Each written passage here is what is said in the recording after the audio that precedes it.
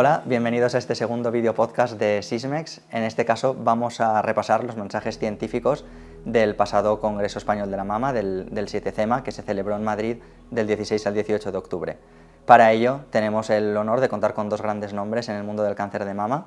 En primer lugar, la doctora Sara Romero. Ella es radióloga en el Hospital Universitario Reina Sofía de Córdoba, actual presidenta de la Sociedad Española de Diagnóstico por Imagen Mamaria, SEDIM, y presidenta del Comité Científico del Congreso 7CEMA. Bienvenida. Hola Samuel, muchas gracias por la invitación. También contamos con el doctor David Martínez, cirujano de mama en el Hospital General Universitario de Castellón, vicepresidente de la Sociedad Española de Senología y Patología Mamaria, de la SESPM, y director del comité organizativo del Congreso 7CEMA. Bienvenido. Muchas gracias. Lanzó la primera pregunta, ¿no? Que es un poco ¿cuál es el papel actual del ganglio centinela en las pacientes que son clínicamente negativas de inicio, en los CN0? Pues bueno, Samuel, como sabes, el ganglio centinela se inventó para evitar las linfadenectomías innecesarias en pacientes con cáncer de mama. Hace 20-30 años se hacía linfadenectomía sistemática a todas las mujeres que tenían un cáncer de mama y actualmente ya no hacemos eso. Muchas mujeres se libran de esa linfadenectomía y de la morbilidad que puede tener gracias al ganglio centinela.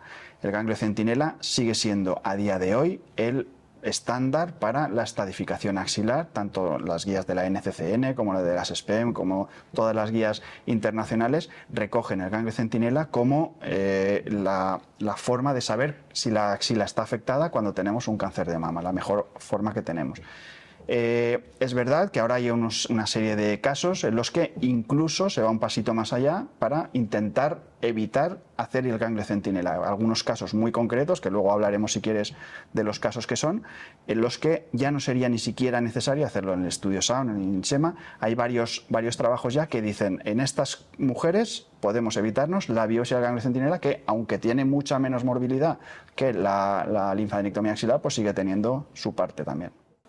En este contexto de desescalada, como ha dicho el doctor Martínez, de los estudios Sound de INSEMA, donde se reduce, ¿no?, hasta incluso plantear la posibilidad de omitir la biopsia de ganglio centinela, la ecografía axilar juega un papel importante en estos casos. Sí, la ecografía axilar tiene cada vez mayor relevancia dentro de lo que es el proceso diagnóstico del cáncer de mama, porque es una técnica de imagen que se le ha exigido mucho, que demuestre mucho su utilidad para que tenga su valor en determinados escenarios, y ha conseguido demostrar que correlaciona relativamente bien la carga axilar tanto desde el punto de vista de la imagen como desde el punto de vista definitivo patológico después de la cirugía. Entonces esto es importante, que nosotros podamos predecir de alguna forma el estado de esa axila. Se ha visto que con la ecografía axilar podemos determinar que si una ecografía axilar bien hecha, que estudiada por radiólogos, realizada por radiólogos con experiencia y dedicados exclusivamente a la imagen mamaria, en el que deben describir correctamente las características morfológicas de los ganglios, y en caso de que haya ganglios de características morfológicas sospechosas, la características de mayor sospecha y también donde la distribución. Ya sabéis que la axila se puede dividir en 3 niveles, también debemos describir los niveles y el número de ganglios totales. Pues en una ecografía bien estructurada y bien detallada tenemos una gran capacidad para predecir el estado axilar. Entonces, en estos momentos podemos intentar diferenciar dos escenarios con respecto a la ecografía axilar. Aquellas axilas en las que con la mayor probabilidad habrá una carga tumoral baja, ¿vale? Y suele ser aquel escenario en que nosotros los radiólogos o bien vemos los ganglios completamente de características normales, o en aquellos escenarios donde vemos un ganglio sospechoso, de morfología sospechosa, que se ha visto en los estudios que están publicados, que cuando en este escenario en el que el radiólogo descubre un ganglio de morfología sospechosa, en la gran mayoría de los casos hay un único ganglio o como máximo 2 ganglios. Sin embargo, existe otro escenario en el que ya nosotros los radiólogos por ecografía vemos un mayor número de ganglios, que suele ser a partir de 2, en los que se correlaciona que en la anatomía patológica definitiva habrá 2 o más ganglios. Entonces es importante que esta ecografía axilar esté realizada por radiólogos que tengan experiencia en imagen mamaria para hacer una buena catalogación del escenario clínico en el que nos encontramos. Entiendo que es necesario y vital, pues como decías, ¿no?, tener un equipo de radiólogos experimentados también en la técnica para asegurarnos que es realmente, ¿no?, un CN0. Ahí hay no sé qué opinarás, aquí hay un poco de debate y de conflicto, porque realmente se da una paradoja, ¿no? Si el radiólogo es muy bueno, si el radiólogo o el equipo que tiene es muy bueno, va a haber más ganglios probablemente positivos, los pinche, entonces tengamos un N1, que luego lo comentaremos. Sin embargo, si esa persona no se le diagnostica la sospecha, va a ser un N0, se le va a hacer un ganglio centinela, y si el ganglio, aunque sea positivo, a lo mejor por el ACOSOC y los estudios que hay, esa persona no se va a llevar una linfadenectomía, con lo cual el radiólogo más bueno condiciona un tratamiento más agresivo, y al revés, ¿no? Un radiólogo que ve menos va a condicionar que esa persona pueda hacer un ganglio centinela. No sé qué opinas. Sí, es verdad que en esto hay diferentes escuelas actualmente en España, y todo es porque y concretamente en España tenemos ya los radiólogos la sistemática o del estudio del cáncer de mama tan protocolizado, y sobre todo trabajamos de una forma muy homogénea. Entonces, ¿qué quiere decir? Que nosotros vamos avanzando antes que la evidencia va llegando. Entonces, es verdad que ahora mismo hay dos escuelas. Vamos a ver, más que radiólogos, si los radiólogos somos buenos, nosotros también queremos que el resto de profesionales sean buenos. No quería decir eso, y perdón si se ha interpretado mal. Quería decir, por ejemplo, una persona con más grasa se va a ver menos que una persona que esté más delgada, ¿no? Ahí también va a haber un cambio. Yo soy, es verdad que si los dos escenarios son adecuados, yo soy más del escenario de que ante un escenario que vaya directamente a cirugía de entrada, toda la información que tengamos disponible es necesaria. Entonces, lo de mirar hacia otro lado, yo no lo comparto. Yo prefiero poner el caso tal en el escenario en el que nos encontramos, y si existe un ganglio que es sospechoso, yo sinceramente creo que hay que analizarlo para tener la certeza o no de que ese ganglio sea metastásico o no, y en ese escenario de un ganglio metastásico con un perfil favorable, movernos, ir avanzando poquito a poco, aunque la evidencia científica todavía esté un poquito más atrasada y no nos acompañe. Es decir, tenemos técnicas novedosas que después hablaremos, como la disección axilar dirigida, que nos pueden ayudar en este tipo de pacientes a tener una estratificación axilar sin la necesidad de llevar a una linfadenectomía, aunque el radiólogo haya detectado un ganglio patológico de inicio. Que no depende tanto del radiólogo, sino como todo del equipo. De después las decisiones que se toman con respecto a eso, ¿no? Yo estoy de acuerdo.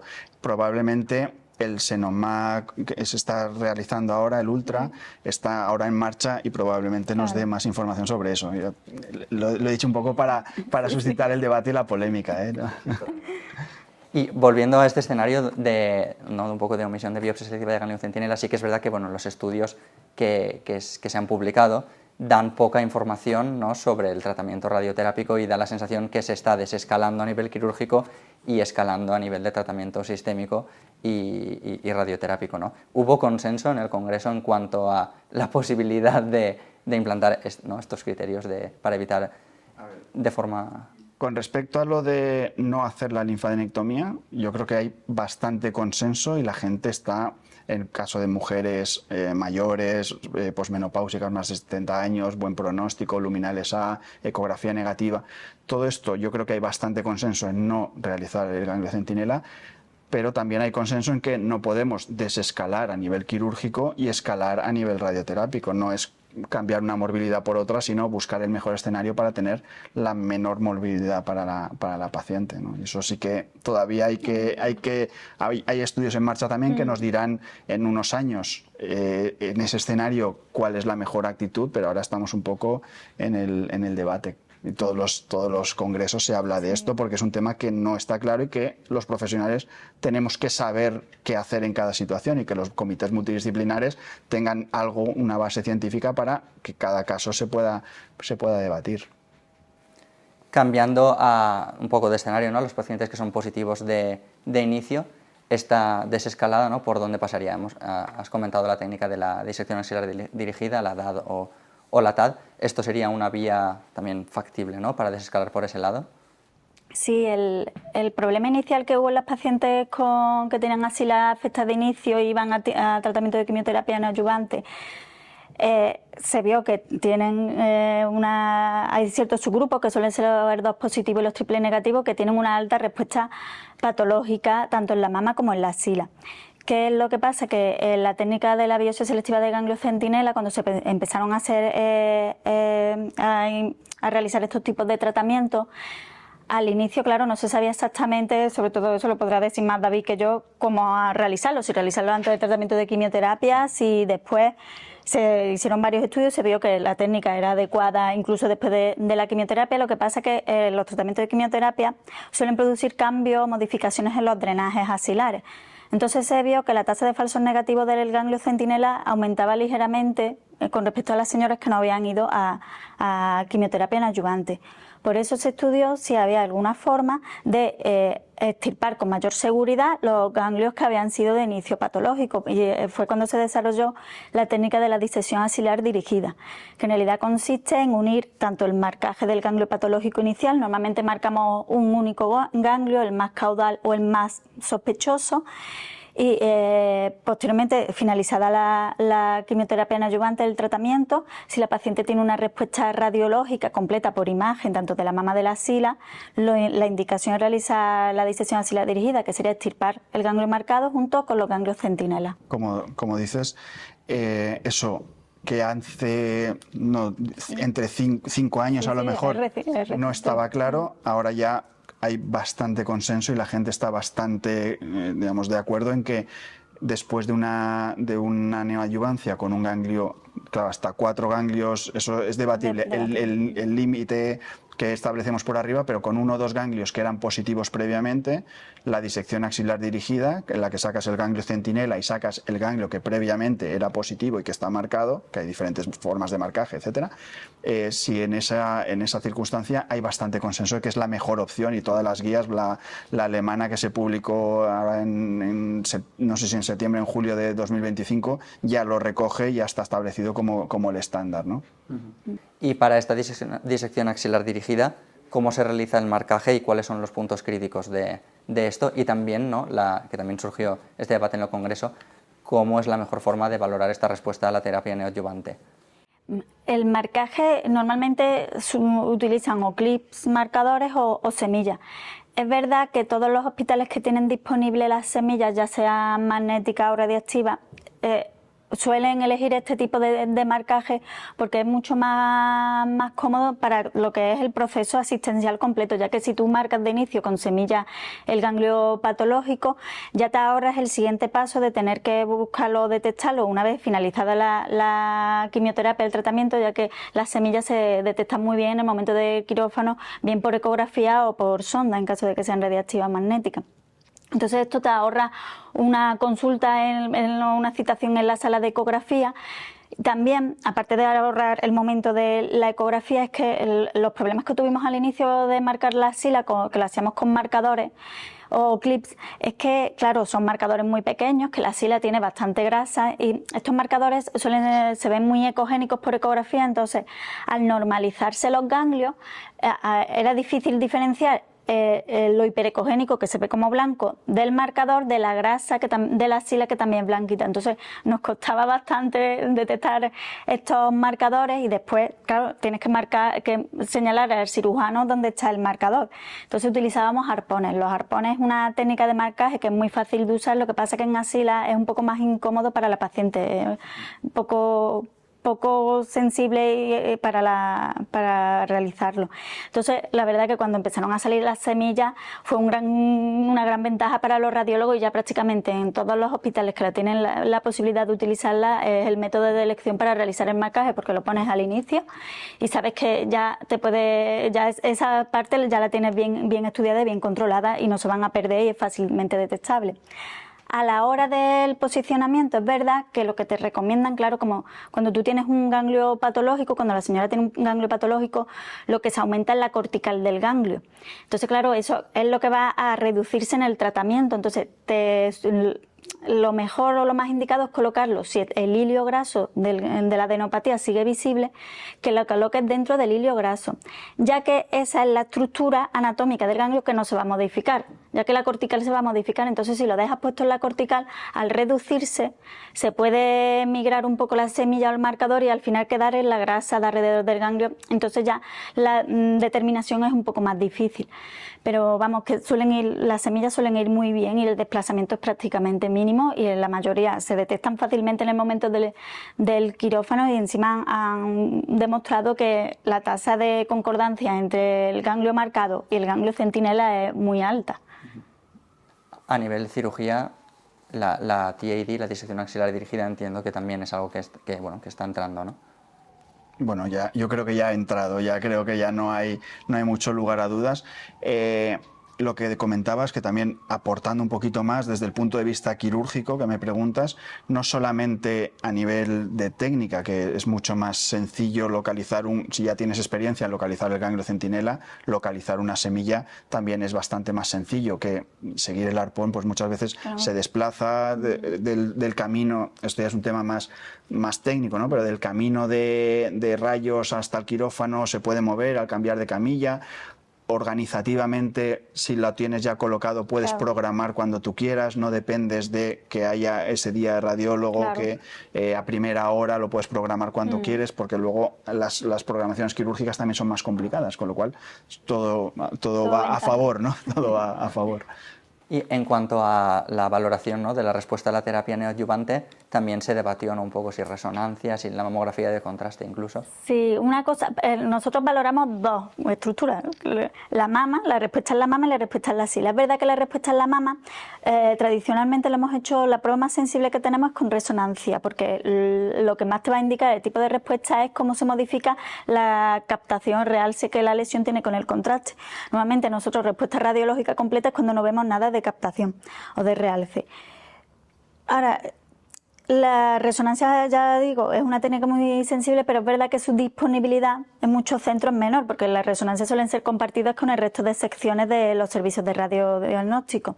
Mientras que la mamografía con contraste, que en estos últimos años estamos teniendo muchos buenos resultados con su uso en otros escenarios en la práctica clínica en las unidades de mama, ha demostrado que es igual de sensible y específica que la resonancia en la valoración también de la respuesta a los tratamientos de quimioterapia, y encima la duración del estudio es menor y es mejor llevada por las señoras. Así que es verdad que actualmente se está viendo como una herramienta muy útil en la valoración de la respuesta a los tratamientos de quimioterapia. Con respecto a la valoración de la respuesta axilar, la resonancia puede aportar, en este escenario la mamografía con contraste no, porque no se ve bien todas las regiones de la axila, pero el papel fundamental lo sigue teniendo la ecografía, tanto en el diagnóstico como al inicio, como en el diagnóstico del tipo de respuesta. La ecografía es mucho más sensible para valorar la región axilar. Es verdad que algunas veces en la resonancia podemos ver que algún ganglio en una localización un poco más atípica, que sean más craneales, más en nivel 2 o 3, que se te haya podido escapar por la ecografía, puedes hacer otra vez repetir la ecografía, pero la técnica definitiva para valorar la respuesta en la axila sigue siendo la ecografía. Bueno, y hablando un poco, ¿no?, en el escenario de adyuvancia y también en neoadyuvancia, el estudio del ganglio centinela, ¿no?, el estudio incluso intraoperatorio del ganglio centinela y la carga tumoral sigue teniendo valor en este contexto, ¿no?, de desescalada. A ver, la carga tumoral ha sido un pilar fundamental para la mayoría de los centros de nuestro país. El número de copias fue una de las discusiones más acaloradas que tuvimos en todos los congresos de los últimos 5 años, el límite a partir del cual no hacíamos una linfadenectomía. En cada hospital se ponía una carga, empezamos por 5.000, después en muchos sitios se pasó a 10.000, según los estudios se iba subiendo. Ahora quizá, yo según lo veo, no sé qué os parecerá, tiene más importancia en los tratamientos que le vamos a proporcionar a esa paciente, el número de, digamos, el riesgo que tenemos de que haya más ganglios afectados para decidir si hacemos una linfadenectomía o no hacemos una linfadenectomía. En este contexto, ¿no?, se publicó el estudio Monarchy, donde se muestra que combinar la terapia endocrina con el abemaciclib mejora la supervivencia global y la supervivencia libre de progresión. No obstante, claro, en este contexto de desescalada, el abemaciclib requiere estudiar 4 ganglios para saber si hay 4 ganglios positivos, que es un criterio para este tratamiento. Se presentó un póster, ¿no?, en el Congreso hablando del valor predictivo de la carga tumoral. Así es. Se hicieron los datos preliminares del estudio Tulipán, que está ahora, que yo creo que se va a publicar en breve, en el que se hace una estimación del riesgo de que haya más de 4 ganglios, y esto es lo que nos definiría después la necesidad, como comentas, de dar el amevaciclib. Sería este nuevo punto de corte, ¿no? De 100.000 copias. 100.000 copias, exacto. Para predecir cuatro más ganglios afectos. Esto permitiría, bueno, quedarse, ¿no?, solo con el análisis de los ganglios centinela. En el Congreso también se debatió sobre el valor, ¿no?, de la detección de las micrometástasis o incluso las células tumorales aisladas tras el tratamiento neoadyuvante. En vuestra opinión, ¿es importante estudiar esta pequeña enfermedad residual tras el tratamiento neoadyuvante? ¿Tiene algún factor predictivo pronóstico para la paciente? Desde el punto de vista de la radiología, es que, claro, todavía no tenemos ninguna prueba de imagen que permita diferenciar entre micro o macrometástasis, o simplemente ya no micro o macrometástasis, sino ver qué carga hay total hay en un ganglio. Ya que nosotros como valoramos los ganglios axilares es por el engrosamiento cortical. Lo del engrosamiento cortical, que eso parece algo muy sencillo, en realidad es muy variable en cada paciente, en cada señora. Como tal, el gran consenso está en que a partir de los 3 milímetros, menos de 3 milímetros consideramos que es un ganglio normal, y más de 3 milímetros es sospechoso. Si tenemos en cuenta que una micrometástasis es menos de 2 milímetros y macrometástasis es más de 2 milímetros, es que podemos tener macrometástasis en un ganglio de característica que digamos que la cortical es normal. Entonces, actualmente las pruebas de imagen no tienen la suficiente validez como para poder diferenciar entre micro o macro. Eso actualmente por imagen no se puede realizar. Por eso hay que pasar otra vez al ganglio centinela y a volver a hacer la cirugía. Lo que comentábamos de la disección axilar dirigida, si era N1 antes de la neoadyuvancia o después de si era N0 y si era neoadyuvancia igualmente. Entonces, en esos casos hacemos el ganglio centinela, hacemos el ganglio marcado previamente y lo mandamos a analizar. Y claro, en ese momento para un cirujano es fundamental si le pueden dar el resultado intraoperatorio o no se lo pueden dar. El número de copias de ARN con el método OSNA nos da mucha información, y volvemos un poco al escenario que teníamos antes de la neoadyuvancia. La neoadyuvancia ha sido el paso de después de la cirugía primaria. Entonces volvemos a necesitar, si son células aisladas, si son micrometástasis o si son macrometástasis. Volvemos a necesitar porque si las últimas guías, si hay macrometástasis, hay micrometástasis o hay células aisladas, se considera que es una enfermedad residual, que es un tumor que no ha respondido bien, con lo cual estamos abocados a una linfadenectomía. Sin embargo, las últimas recomendaciones ya no tienen tan claro si en caso de células aisladas hay que hacerlo. En micrometástasis sí que parece que está menos debatido, y en macrometástasis está ya seguro que hay que hacer la linfadenectomía. Probablemente estamos teniendo un déjà vu de lo que pasó con la cirugía primaria, que fuimos reduciendo las indicaciones. Entonces, en ese punto, que por la pregunta que tú hacías, el número de copias de ARN que vamos a tener nos va a condicionar si hablamos de células sueltas, de micrometástasis o de macrometástasis, que eso sí que puede tener una relación directa con la cirugía que le vamos a hacer y luego con los tratamientos adyuvantes que se puedan necesitar después, radioterapia, quimio, etcétera. Y bueno, ya para acabar os quería pedir una frase final, ¿no?, un poco conclusiva sobre estos mensajes científicos del Congreso.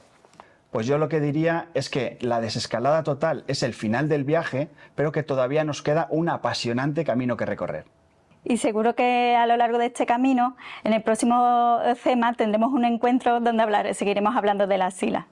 Bueno, pues muchísimas gracias. Ha sido un placer tener esta charla con vosotros. Muchas gracias por aceptar la participación en este vídeo podcast. Muchas gracias a vosotros.